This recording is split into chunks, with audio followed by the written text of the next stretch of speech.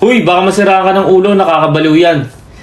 Nasabihan ka na ba ng ganyan ng mga taong malapit sa'yo nung nalaman nilang nagbabasa ka na ng Bible? Okay lang yan. Kaya nga sabi ni Jesus, "The world hates me because I testify that its works are evil."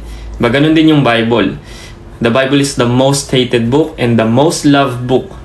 It's the most hated book kasi kinokondemn nito yung mga kasalanang gustong-gusto natin gawin. And it's the most loved book kasi it shows us that God loves us so much that He is giving us free gift of eternal life. So sa tuwing nakakarinig ka ng mga ganitong bagay, just know that we are called to be separated from the world, to be set apart. The Bible said, "The friend of this world is enemy of God."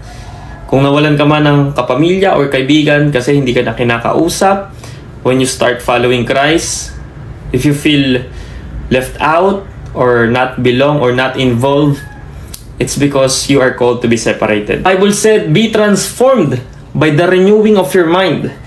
How can a righteous live up with wickedness?